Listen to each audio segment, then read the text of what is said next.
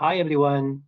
Thank you for joining the Ethicon Symposium in the IFSO APC 2021. So my name is Hideharu Shimizu, tonight's session's moderator from Ethicon Japan. As you know, we Ethicon are committed to bariatric surgery globally and also in the APAC through our education and technological advances. So today I'm so excited to have two experts, Dr. Ahmad Ali from Australia and also Dr. Mohit Brandley from India. So tonight, the theme we chose is driving superior outcomes in revisional surgery for weight regain. So let me start the first question for this session. So the first question is, how big is the challenge of weight regain after surgery, and what are the general principles that should guide the choice of treatment? So let me hand over to Dr. Ahmad to answer these questions. Thank you. Thank you, Dr. Shimizu, and welcome everyone. Hi, Mohit, good to see you again. And hopefully we can have a really productive session today. So Dr. Shimizu, you've asked me to comment about how big is the challenge of weight regain. Yes. It's a very interesting question. It's a slightly difficult question to answer if you want to put a scale on it, because weight regain after surgery is almost inevitable. I mean, virtually every patient will regain some weight. The question is, how much weight regain is significant? Because not all weight regain is significant. It's an unrealistic expectation to say a patient will lose weight and will never regain any weight at all. Now, we see many definitions for what is weight regain after surgery, and there's no consistency really in the literature. And I think that's probably appropriate because, in fact, it's very specific to the individual. We really have to consider what's important for the individual. You know, is it about their diabetes, and have we got a problem with diabetes recurrence? What are the goals of treatment in that particular patient? I think you have to consider all of that when you're thinking about, is the weight regain that we are seeing significant or not? But as a general rule, one way to approach it is simply to say, well, what is normal weight loss after surgery? What normally happens? If we take a population of patients suffering obesity and we operate on them, and we look at them at 5 years and 10 years, what will we see? What is normal? And what we see from the long-term data is almost universal.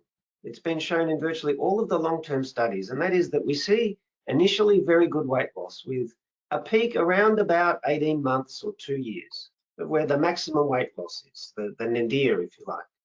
And it usually sits at this sort of level, maybe somewhere between 60 and 70% of excess weight loss, or about 25 to 30% of total body weight loss. And this is true of all of our common procedures: gastric banding, gastric bypass, sleeve gastrectomy.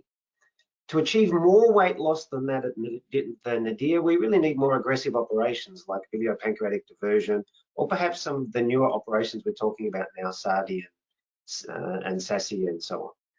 But overall, what we see is patients reach this point at around 18 months to 2 years. When you summarize the literature, it probably looks like about 30%, 25 to 30% of patients will regain a significant amount of weight to be problematic at the medium and longer term, like 5 to 10 years. But I do think it's very important to understand what is normal. And I'll give you an example. This is one real life patient that I had in my own clinic. And I won't go into a lot of detail, but I want to point out that their initial weight was nearly 170 kilos. And if you take that average outcome, 30% total body weight loss, it would bring them down to about 120 kilos. That just seems to be where the body wants to stop.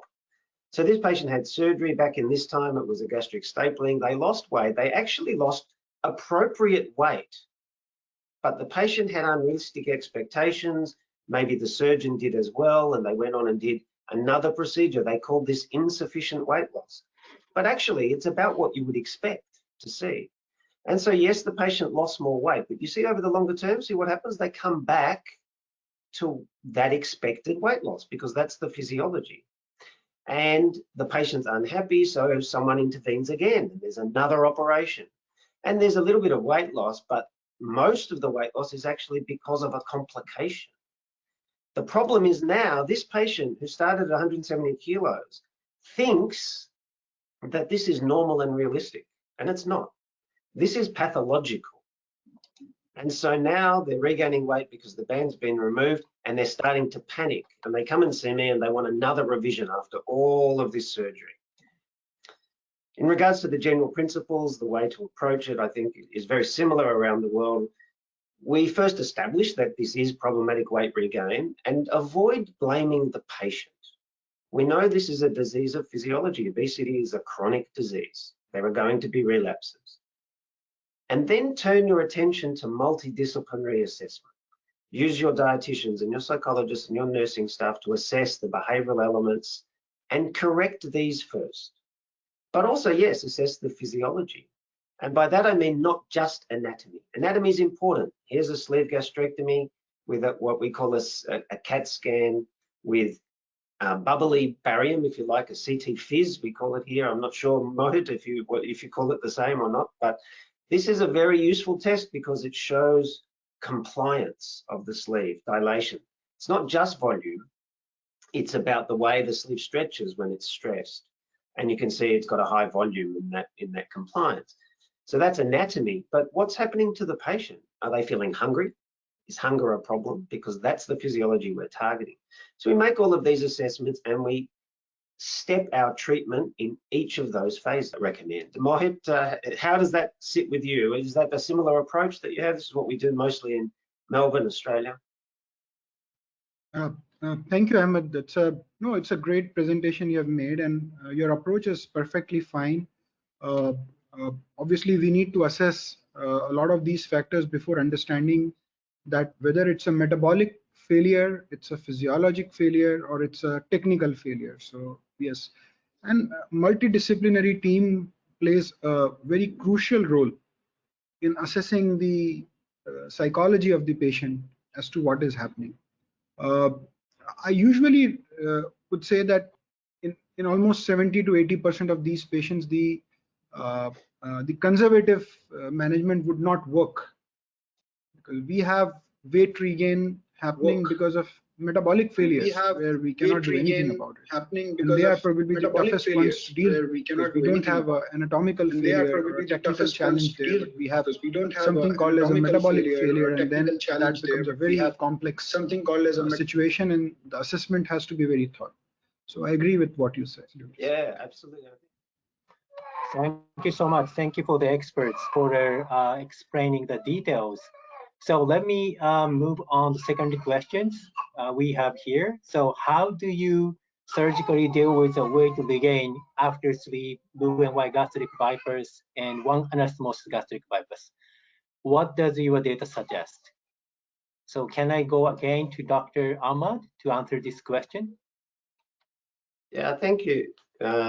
Thanks, Dr. Shimizu. Yeah, look, I'm going to keep it brief because there's so much to explore.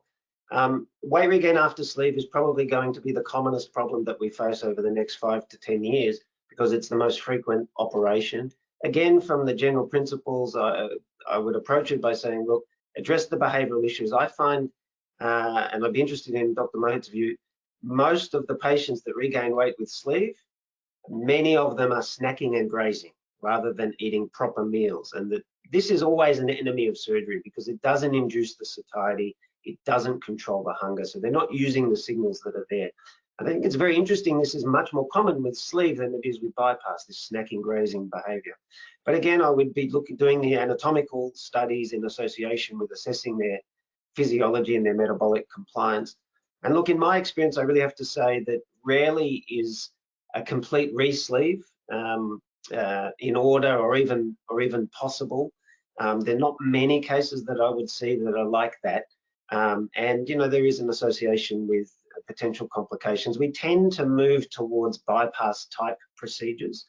The interesting thing here, of course, is if you look at the literature, there's conflicting studies, and many would suggest that in fact bypass after sleeve, classical Roux-en-Y bypass, is not particularly effective as a secondary procedure for weight loss after sleeve. But you've got to dissect down into the data. I'm not sure it's telling us the entire truth, but nonetheless, the mechanism of action of a sleeve and a bypass in terms of gut hormones is actually fairly similar. So it's not surprising that if you have a procedure working with a particular mechanism and it hasn't produced a good result, it's not surprising if you replace it with a procedure that is too similar that maybe it won't work so well.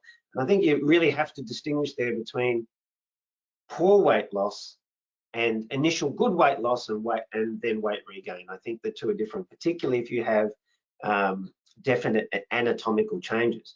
So you have a patient who's lost weight, done well for 3, 4, 5 years, and now is regaining problematic weight, and that corresponds to a loss of satiety, and you have a dilated sleeve, then I think what you've got there is loss of function of the surgery. And in that situation, I would expect something like conversion to Roux-en-Y would be very reasonable, and our own data suggests that works quite well, even with normal limb lengths. But I think that the situation Mohit was referring to, where maybe anatomically you don't see too much wrong, but the metabolic failure seems to be occurring. I think in this case, just converting to a standard Roux-en-Y probably isn't going to give you the result you're looking for. And that's where I would consider using either a long biliopancreatic limb, which gives more metabolic power, or a single anastomosis, because of course that is a long biliopancreatic limb. Or perhaps even consider a SADI or a SASI. I personally have limited experience with these procedures, but I think that they certainly have a potential place here. I'm very interested, Mohit, what do you think about that? Yeah, Ahmed, I think you made it very simple. Actually, what I realize is that because we are doing more number of sleeves these days and almost constitute 80% of bariatric procedures, they are more weight regain with sleeves. And if we have a very dilated pouch, most often we get good results out of sleeve revision. You resect the pouch, you either do a re-sleeve or you convert it into a Roux-en-Y gastric bypass with a reasonably long limb length, you get good results. I think the major challenge with sleeve revisions would come when you don't have any dilated pouch, and still the patient is regaining the weight. Those are the kind of sleeves where I think very, very difficult ones, where I think only procedures like SADI or a very malabsorptive one's gonna give you results. Gastric bypass to me is one of the most difficult procedures to revise, because I think it has a very poor revisability quotient. Unlike one anastomosis, which can again be revised easily, and you can get a lot of results. But Roux-en-Y gastric bypasses with very short pouch, patients eating into the roux limb, the only option we have at this point of time is to distalize them. And Ahmad, and I know that I have a lot of data from my center that when we kept these limb lengths to less than a 300, the common channel less than a 300, we had a lot of issues in terms of malnutrition and liver failures and those things. So gastric bypass, I would say, very challenging. If you encounter a very lousy pouch, which Dr. Phoebe calls as a lousy pouch, you're not making a Phoebe pouch and you make pouch which are lousy. Otherwise, it's a tough one. One anastomosis, I would say it's easy, you can distalize it. So, yeah. Yeah, and I think that is the potential advantage. And I think it was I think many people now are seeing that approach and taking that sort of line. I've got just a short video to look at a couple of the technical tips. If you are converting a sleeve into a bypass or a single anastomosis or whichever, just general principles, revision principles, I would advise that almost every case I would dissect the hiatus. I think it's very important, particularly after sleeve, because you can often have hidden hernias. You see here, this all looks fairly normal, but as you dissect it out, you start to see a hernia anteriorly there appearing. And then even when you'll see in a moment as we come around the back, there is actually a little hidden hernia with a knuckle of the sleeve up in the hiatus. And it's not easy to observe unless you actually do the dissection. So it's really important, I think, to expose all of that left crus, get all of that up. because if you're going to resect, you need to resect the entire staple line. Here you go. Here's that hernia that's popped out from underneath, and we've dissected out the crura. So this could easily be missed and cause problems later. Even it really doesn't matter what sort of bypass it is that you're doing. Now, the other thing that I just take note of, in this case, we've got a sleeve that is not dilated. And so I'm marking the old staple line so that when I come and make my anastomosis, I avoid crossing that staple line. We don't want to create areas of ischemia. So I want to know very clearly, where is that staple line? I'm not resecting it, it's still present. So I'm going to mark it and make sure that I'm well away, I'm not crossing over. I can form a safe anastomosis and avoid that ischemia you get with potentially crossed staple lines. And in this case, we've got a dilated sleeve. You can see that it's very baggy, big, and so there's adhesions to take down. But again, I think the main principle here is when you get up to that left crus, take down all the adhesions, clear all of the fat off the back of that fundus. Make sure you get all of the fundus up. Again, I've dissected the hiatus here so that you don't leave any staple line up there, any fundus up there. Clear that left crus completely, because when you come to resect, you want to make sure that you've taken all of that staple line, or at least come inside it. Sometimes you don't. I don't know, Mohit, if you found this, but occasionally the very top is not dilated so much and you have to meet the staple line. But in this case, it was dilated, and so I've mobilized it all in order to make sure I've resected all of that staple line cleanly. We've come inside. You can see I'm making quite a long pouch here, which is my practice either for a Uruguay or for a single anastomosis. I get complete clearance of that old staple line to avoid that problem. Yeah, thank you. Thank you for the presentations, also the video. This is very educational. Thank you for all the things you have done for us. So let's move on to the next topic. So questions is, what is the role of SADI or SIPS as a revisional procedure, and what does the evidence say? So let me hand it over to Dr. Mohit to answer the questions. So I think it's a good question. What I would say is that we have converted some of our sleeves into SADIs as a revision procedure, and I think the concept of basically compartmentalizing the intestine has gone now. I don't see that concept happening nowadays. We are having most of them are what we are doing are the loop anastomosis, and most of these anastomosis usually would result in a good low-lying anastomosis where we can have the loop coming up very easily at the level of the transverse colon, and easy anastomosis can be done. So SADI as a procedure to revise a sleeve is gaining a lot of popularity, and it's an easy procedure, specifically in United States of America, where SADI is being sort of recognized as a procedure and reimbursed by the insurance. I would say that one has to understand about how SADI works. We know that it's a loop anastomosis with the first part of the duodenum, so one has to be very clear about that particular anastomosis, and also the common channel. So in India, usually we would not like to keep a common channel of more than less than 300 centimeters. So our SADIs, when we revise to sleeves, are not as aggressive, maybe like maybe the American or the other part of the world, or maybe I am not doing them. Now if you see that this is a very dilated sleeve. To be honest with you, in sleeves as dilated this, I would not go and convert them into SADIs, but I would be very happy in doing maybe a banded gastric bypass, a simple gastric bypass, because this looks like a normal stomach. But still, in this case, a patient was a very high BMI, wanted a pure non-vegetarian kind of a patient who can afford the cost of the supplements, and we know that is a patient who understands the nature of the malabsorptive procedure. We went ahead and we did what I'm doing here, resected the entire sleeve, and once we resected that, we did the anastomosis with a loop, counting the common channel, leaving 300 to 350 centimeters. Now, the issue is in all these kind of cases, you have a lot of fundus. Now, you see, a lot of redundant fundus here. So as Ahmed was saying, we need to completely resect this sleeve, and then only we're going to do the anastomosis. So completely pulling down. So maybe the first surgeon who did it, because of a larger BMI, did not went to the area of the spleen and left the short gastrics, and that's why you have this kind of a situation where a lot of fundus was retained.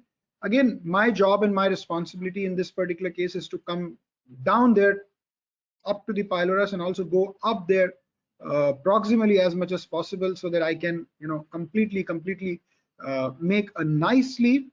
And once I make the sleeve, I can then do an anastomosis with the jejunum, leaving 300 centimeters of a common channel. So these are tough, challenging cases, and mostly when you're encountering super obese patients. Some tips and tricks to dissect the duodenum here when you're specifically when you're dealing with patients who have such a large BMI.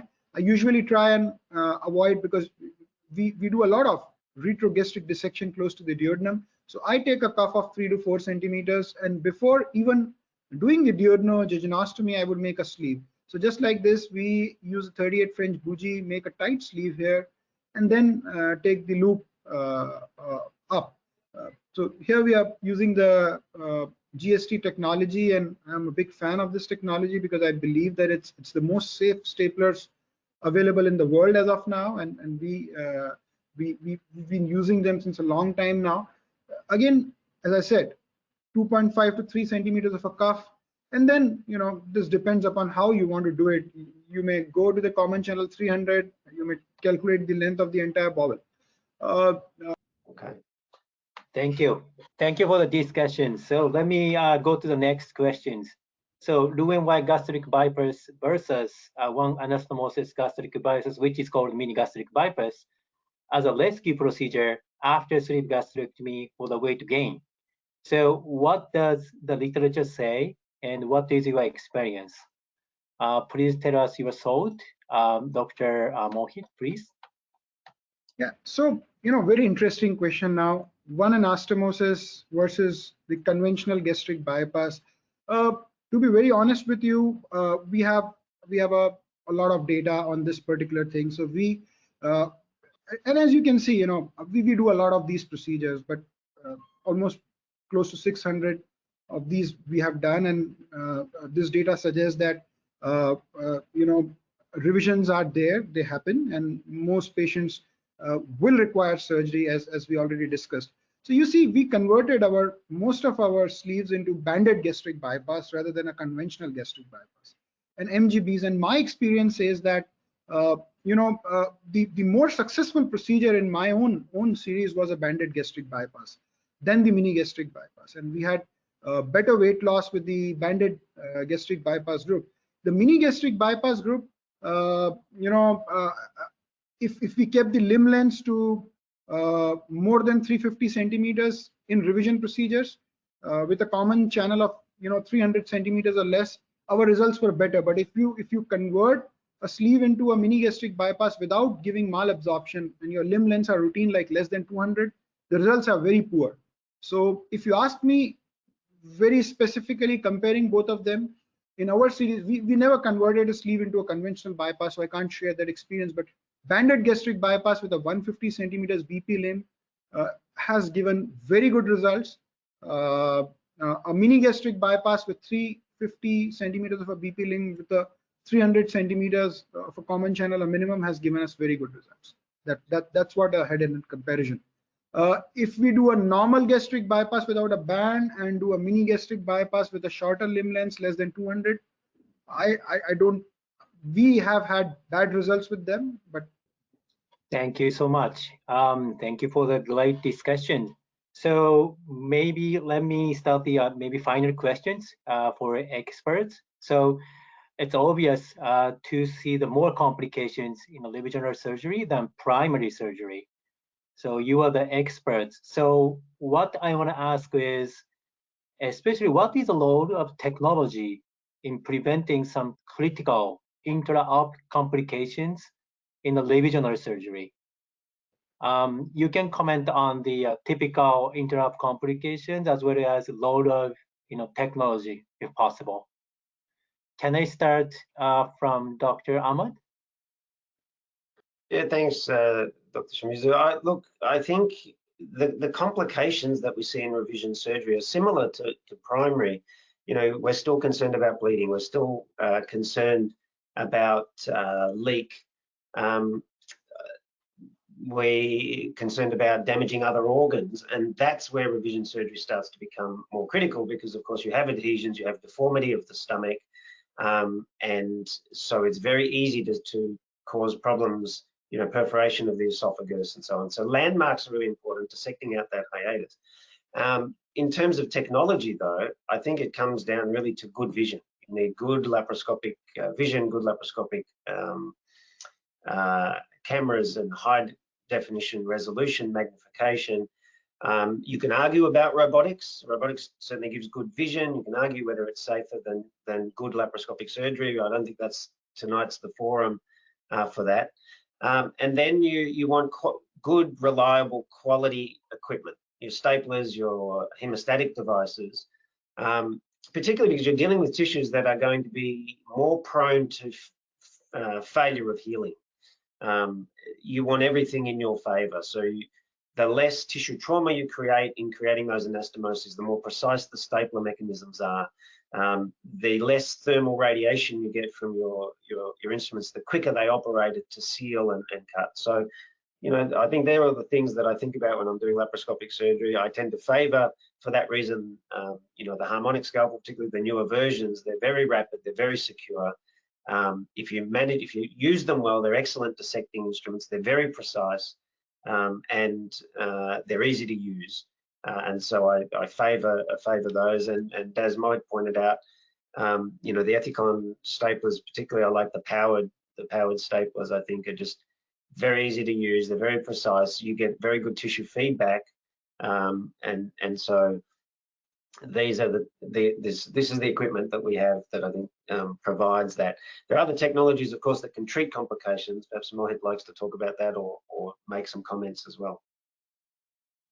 Yeah, I think, Ahmad, you have actually covered everything I wanted to say about the GST technology. And about GST technology, we've been using it, for quite a long time now. And the issue is that most times we have used it on very high risk patients also. Super obese. I did a 400 kilo patients which got published, and we use those staplers there. We use them in patients with chronic liver failures, renal failures, situations where they have been on antithrombotic therapies for a pretty long period of time.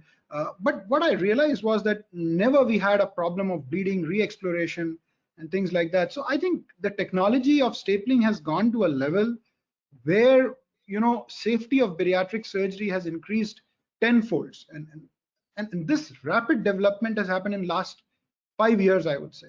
And now they have come to a product which is so difficult to improve because they've already reached that stage. And most importantly, they have kept it simple. It's not very complicated like different other sets in the same strata. And I definitely would say that it has improved our outcomes, largely. Thank you. Thank you for the comments. So unfortunately, we are running out of time. We'd like to hear more from you, and we'd like to learn more from you. But unfortunately, we are running out of time. So let me close the session. For this session, I'd like to appreciate all of your contributions to this important symposium in IFSO APC 2021. So thank you again, and we look forward to discussing with you again in the very very soon. Thank you so much. Thank you. Thanks, Shimizu. Thank you. Good on you, Mohit. Good to see you. All right. Thank you. Same. Pleasure. Thank you.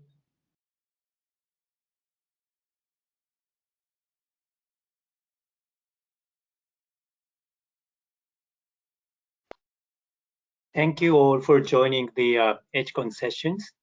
So I hope participants could learn something from the session today. So I think we have experts here. Do you have any final comments? Dr. Mohit, Dr. Ahmad, is okay? Yeah, I think this, yeah, I think it was good. Me and Ahmed, we already explained about that there is a role of technologies in as far as revisions are concerned, and we know that these are going to be one of our major volumes of work now. I'm seeing 30% of my work is revisions now. So we have to embrace the technology, and at the end of the day, all of us are working for better patient outcome, better clinical outcomes, and anything and everything which supports us in giving that outcome to our patient. It may be technology. It should also be maintaining our database prospectively so that we can change our practice in the light of that database. It may be further evidence which is going to come to guide us. Everything is important, but our aim should be the best patient outcome, the best clinical outcome. That's what I would say. Thanks. Dr. Ahmad? Yeah, I would, excuse me, I would echo all of those thoughts. I think revision surgery, it's technical, it's demanding, but it's very achievable, and a large number of patients are going to require revision. I think 30% is about the right sort of estimate. Certainly when we look at our series in our hospitals here, that's what we're seeing. It's somewhere between 25 to 30% are going to require revision. We touched on it during the webinar. Mohit mentioned that revision of weight regain in gastric bypass is particularly challenging. We didn't talk about that a lot today, but I agree that's a very difficult one and probably needs a webinar on its own. Absolutely, yes. Thank you. Thank you so much. So we are closing the session. So we are very sorry that we don't have any Q&A sessions. But if you have any questions,